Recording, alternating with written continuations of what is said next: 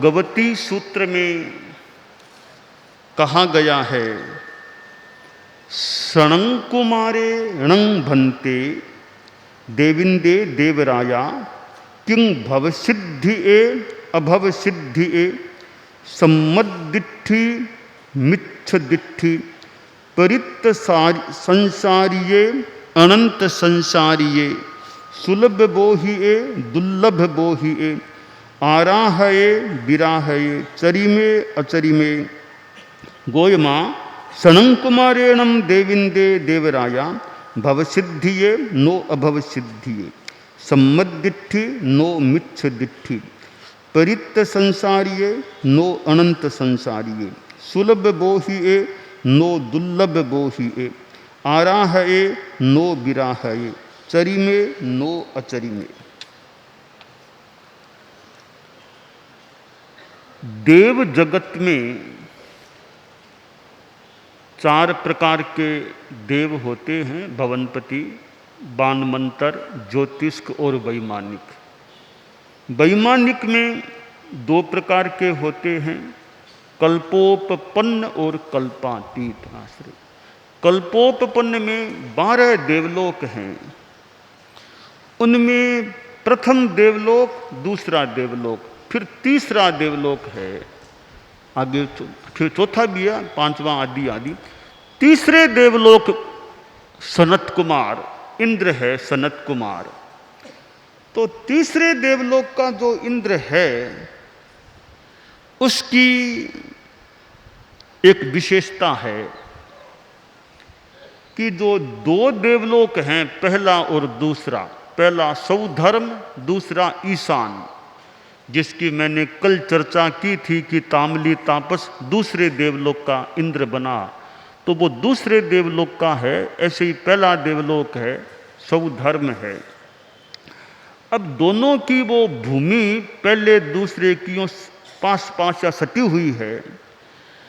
तो भगवती सूत्र में यह बात आती है कि वे जो 2 इंद्र हैं, पहले देवलोक का शक्र, दूसरे देवलोक का ईशान है, तो इनके बीच में कभी विवाद भी होता है क्या?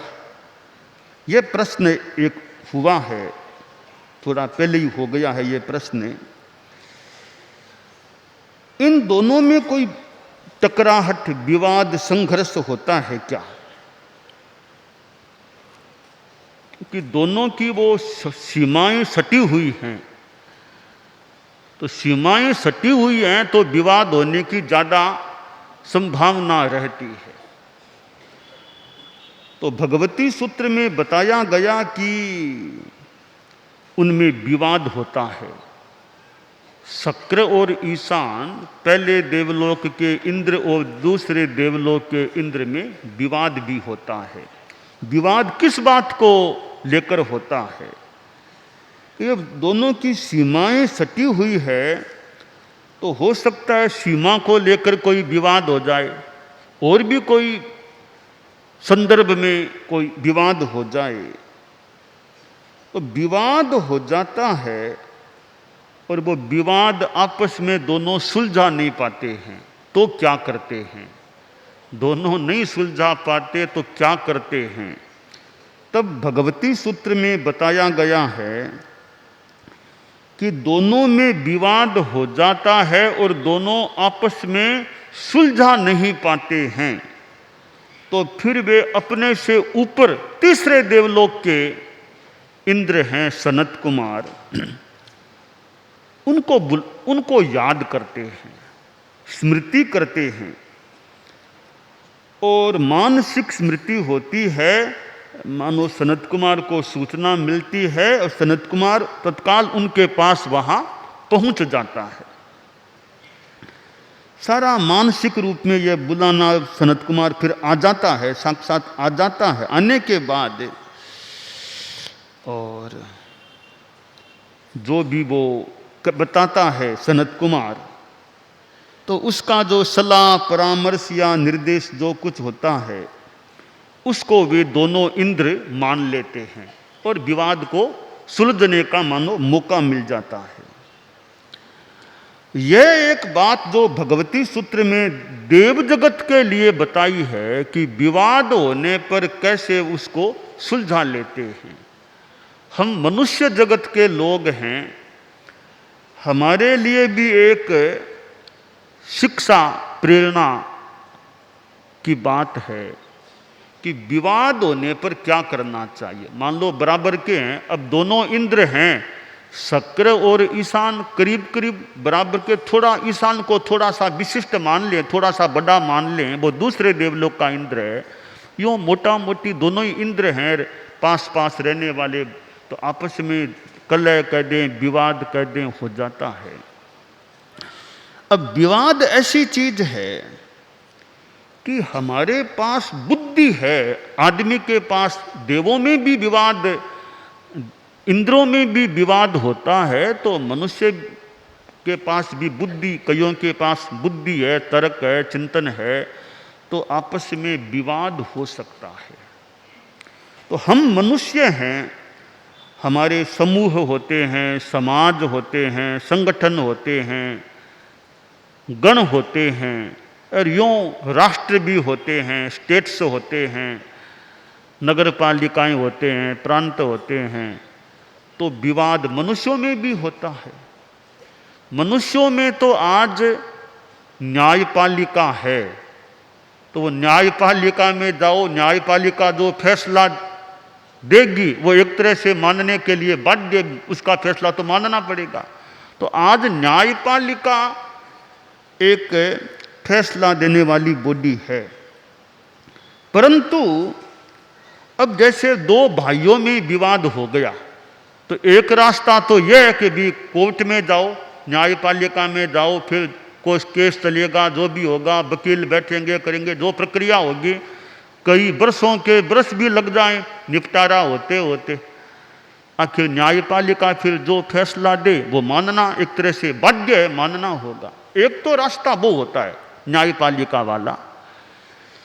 तो न्यायपालिका का रास्ता लें तो हालांकि कोई इतनी बुरी बात नहीं है, न्यायपालिका की व्यवस्था लोकतंत्र में है।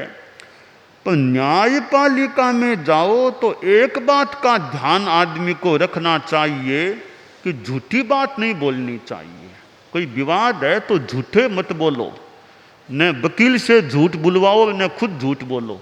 तो वो तरीका हो तो न्यायपालिका की गरिमा के अनुरूप, एक धर्म के साथ, वो धर्म के साथ फिर बात होती है, अभी झूठ नहीं बोलना है।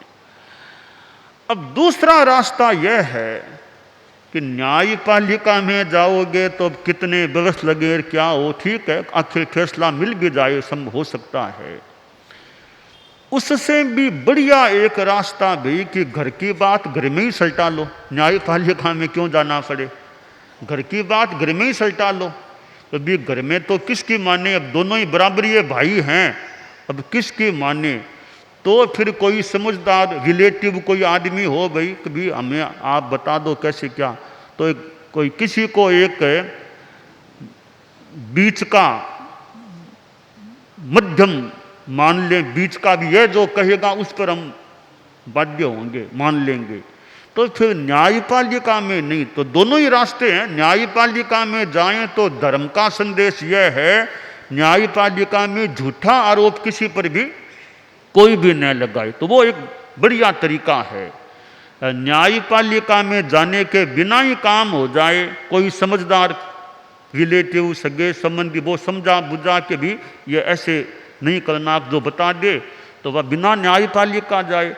तो न्यायपालिका पर भी वो बोझ भी इतना न पड़े, घर का काम घर में ही हो गया। एक वो तरीका तो पहला है कि बिना न्यायपालिका के सलटारा हो जाए, तो न्यायपालिका वाला क्रम ही फिर बार बार दिनांकें पड़े, जाते रहो करते रहो, तो वो सारा झंझट न रहे, घर का काम आपस में कोई तरीके से हो जाए। तो ये देवों इंद्रों के बीच में भी विवाद होता है, कोई पता नहीं, न्यायपालिका तो है, न्यायपालिका तो हो भी कैसे, दोनों ही बराबर कैसे हैं। तो फिर तो वो सनत कुमार ही एक तरह से न्यायपालिका है वहाँ की, न्यायपालिका कह दो, चाहे अभिभावक कह दो, माइत कह दो। तो वो अब दो भाइयों में विवाद है, माइत बैठे हैं, ये माइट जैसा कहेंगे उस पर ध्यान दे लें, माइटों पर भरोसा नहीं, माइट पता नहीं पक्षपात कर लेंगे तो फिर वो कोर्ट की बात हो सकती है। तो खैर न्यायपालिका भी एक उपाय है, तरीका है लोकतंत्र में, परंतु ठीक है फिर वो वर्षों के वर्ष लग जाएं, जाते रहो, आपस में बोलते रहो, फिर कम से कम झूठ नहीं बोलना चाहिए न्यायपालिका में जाएं तो।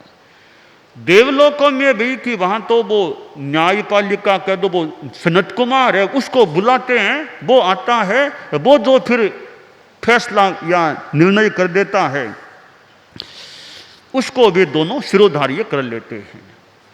तो यह एक सनत कुमार की महत्वपूर्ण भूमिका है कि वह दो देवलोकों के बीच में कोई विवाद होता है, उसका सलटारा करने वाला वो सनत कुमार, तीसरे देवलोक का इंद्र है, वो सलटारा कर देता है। अब आपस में जो विवाद हो जाएं, वही कोई तरीके से अच्छे आदमियों की सलाह मशविरा परामर्श करके वो सलटा लिया जाए तो समाज में क्या और संस्थाओं में क्या और परिवारों में क्या अनेक बातों का समाधान हो सकता है। वो न्यायपालिका का रास्ता तो फिर है ही है, जैसी व्यवस्था हो। तो यह सनत कुमार है जो दोनों देव इंद्रों के बीच में सलटारा करने वाला है। अब प्रश्न किया गया है कि सनत कुमार जो देवेंद्र देवराज है वो किस प्रकार का है। 6 प्रश्न पूछे गए सनत कुमार के बारे में। पहला प्रश्न है कि वो सनत कुमार भवसिद्धिक है या अभवसिद्धिक, यानी भव्य है या अभव्य है। तो इसका भी उत्तर दिया गया है आगे। और दूसरा प्रश्न है कि वह सम्यक दृष्टि है या मिथ्या दृष्टि है। तीसरा प्रश्न है वह परीत संसारी है या अनंत संसारी है। चौथा प्रश्न है वह सुलभ बौद्धिक है या दुर्लभ बौद्धिक है। पांचवां प्रश्न है वह आराधक है या विराधक है। छठा प्रश्न है वह चरम है या अचरम है। इनके उत्तर में एक गौतम को संबोधित करके कहा गया कि वह सनत कुमार है, वो भवसिद्धिक है, भव्य है, अभव्य नहीं है। तो भव्य है तो भव्य तो सम्यक दृष्टि भी हो सकता है, भव्य तो मिथ्या दृष्टि भी हो सकता है। तो भव्य तो है मान लिया, अब भव्य में भी वह सम्यक दृष्टि है या मिथ्या दृष्टि है। तो उत्तर दिया गया है कि वह सम्यक दृष्टि है, मिथ्या दृष्टि नहीं है। तो प्रश्न 20, सम्यक दृष्टि तो परीत संसारी भी हो सकता है, अपरीत अनंत संसारी भी हो सकता है। तो वो सनत कुमार कौन सा है, परीत संसारी है या अनंत संसारी है। तो उत्तर दिया गया कि वह परीत संसारी है, अनंत संसारी नहीं है। तो चौथा प्रश्न भाई ठीक है, परीत संसारी है, पर परीत संसारी भी दुर्लभ बौद्धिक भी कोई हो जाए तो सनत कुमार सुलभ बौद्धिक है या दुर्लभ बौद्धिक है। तो उत्तर दिया गया कि सनत कुमार सुलभ बौद्धिक है, दुर्लभ बौद्धिक नहीं है।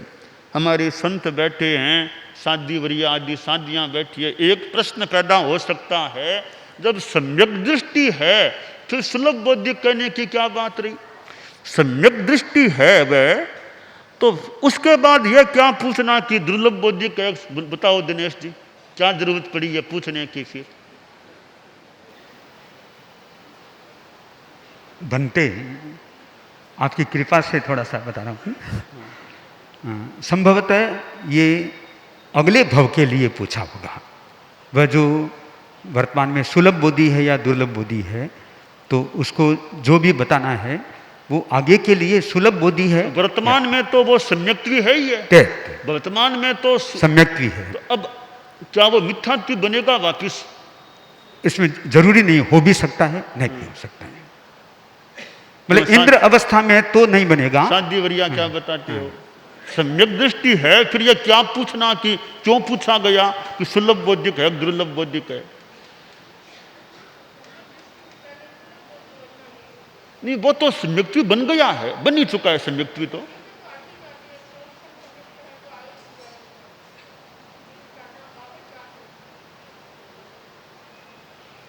इसका ऐसे तो उत्तर हो सकता है। एक इसका उत्तर यह भी हो सकता है कि सुलभ बोधि में बोधि 3 तरह की होती है, ज्ञान, दर्शन, चारित्र। तो हम यो मान लें वो सम्यक्त्व तो है, अब चारित्र की बोधि उसके लिए सुलभ है या नहीं, यह भी एक कोण उत्तर का कि सम्यक्त्व तो है, तो चारित्र आए न भी आए क्या पता है। तो चारित्र संभव है या नहीं, तो सनत कुमार के लिए चारित्र भी सुलभ है, बहुत जल्दी चारित्र भी उसको मिल, यह भी एक चिंतन का बिंदु बन सकता है। और अगला प्रश्न होता है कि वो भी सुलभ बोधि है, मान लो आराधक है, विराधक भी कोई हो तो वो सनत कुमार है, वो आराधक है, विराधक नहीं है। तो आराधक तो जरूरी नहीं कि जल्दी मोक्ष जाएगा, कई जन्म भी लग जाएं। तो सनत कुमार चरम है या अचरम है? कहा सनत कुमार चरम है, अचरम नहीं है। अब यहां प्रश्न है चरम कैसे हुआ, यानी वो क्या देवलोक से ही मोक्ष में जाएगा? वो तो जा नहीं सकता जो नियम है, तो चरम कैसे हुआ?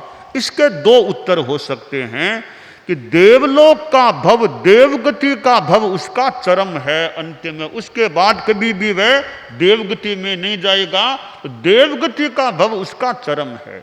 दूसरा उत्तर है कि अब जो मनुष्य बनेगा देवगति के बाद, अब वो अंतिम रूप में मनुष्य बनेगा, उसके बाद उसको मोक्ष में ही जाना है, तो अंतिम भव उसका अब अगला जो मनुष्य का होगा वो चरम भव हो जाएगा।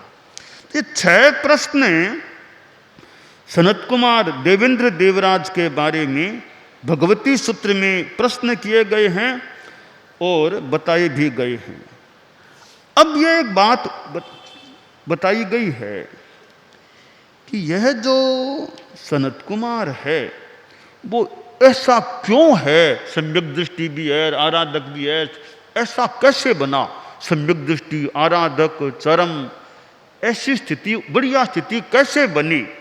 तो बताया गया भगवती सूत्र में कि देविंदे देवराया सनं कुमारेणम देविंदे देवराया बहूणम समनानं बहुणम समणीनं बहुणम सावयानम बहुणम साबियानम हिय कामय सुह कामय पत्थ कामय आनुकंपिये निश्चेयसिये हिय सुह निश्चेय कामय। कि सनत कुमार है वो साधु साधियों का अनुरागी है, श्रावक श्राविकाओं का अनुरागी है, वो साधु साधियों श्रावक श्राविकाओं का हित चाहने वाला है, सुख चाहने वाला है, उनका पथ्य चाहने वाला है, उन पर अनुकंपा रखने वाला है और निश्रेयस की दिशा में प्रेरित करने वाला है, हित सुख निश्रेयस चाहने वाला है। इसलिए वो देवेंद्र देवराज सनत कुमार है, वो अभव्य नहीं भव्य है, सम्यक दृष्टि है, आदि आदि बातें हैं। तो ये साधु साधियों श्रावक श्राविकाओं का हित चाहने वाला है, उनका एक तरह से अनुरागी है, तो वो फिर अभव्य कैसे होगा? वो तो बहुत अच्छा व्यक्ति प्राणी होगा, साथ में वो सम्यक्ति भी है। तो वो सनत कुमार है, वो जैन मानो साधु साधियों श्रावक श्राविकाओं के प्रति मानो प्रेम अनुराग रखने वाला, उनका हित चाहने वाला, उन पर अनुकंपा रखने वाला, ऐसी वो आत्मा सनत कुमार की है। तो आगे प्रश्न किया गया वो सनत कुमार जो इंद्र है, वर्तमान में तो इंद्र है, तो उसकी स्थिति कितनी है? तो बताया गया कि 7 सागरोपम की स्थिति प्रज्ञप्त है। तो आगे प्रश्न किया गया वो देवलोक से जब कभी आयुष्य पूरा करेगा फिर कहाँ जाएगा? तो उत्तर में कहा गया गौतम वह सनत कुमार महाविदेह क्षेत्र में सिद्ध प्रशांत मुक्त हो जाएगा, यानी वहाँ से आयुष्य पूरा करके मनुष्य बन जाएगा और महाविदेह में फिर मोक्ष को भी प्राप्त हो जाएगा। यानी अब एक भव तो देवगति का और एक भव और मनुष्य का, फिर उसके बाद सनत कुमार का मोक्ष होना निश्चित है, निर्धारित है, तय है।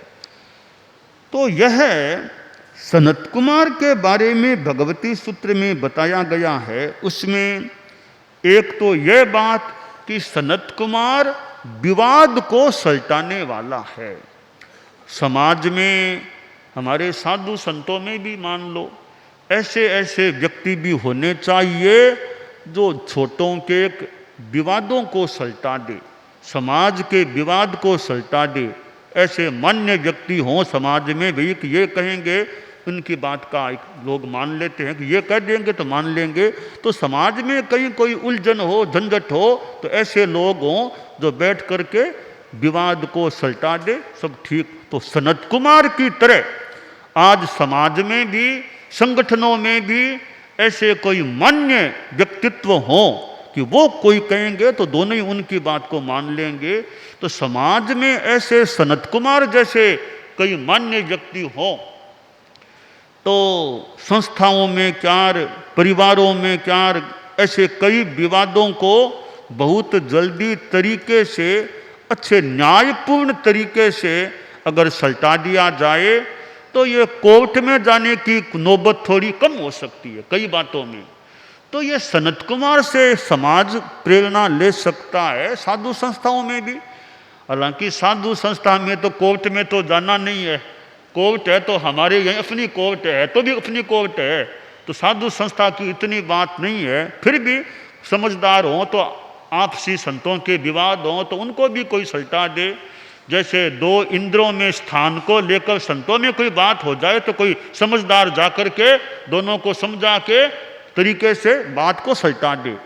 तो यह एक सनत कुमार का जो भगवती सूत्र में चित्रण है कि दो इंद्रों के बीच में विवाद हो जाता है, पहले दूसरे देवलोक के इंद्रों में, तो सनत कुमार को याद करते हैं, वो आता है, फिर वो जो बताता है उसको वे इंद्र, दोनों इंद्र मान लेते हैं। तो यह एक, हालांकि इतना विश्वसनीय कोई आदमी हो, इतना सम्मान्य हो तो कोई बात हो सकती है। तो हमारे यहाँ भी संस्थाओं में कोई बात हो जाए तो कल्याण परिषद जैसी बॉडी है कि वहाँ फिर मान लो बात आ जाए तो वो फिर जो बताए वैसे। तो इसी तरह क्षेत्रों में, समाजों में अनेक संस्थाएं हैं, कोई विवाद बात हो तो समाज के कोई मुखिया लोग बैठ करके शांति कर दे, न्यायपूर्ण तरीके से उनके विवाद को सलटा दे।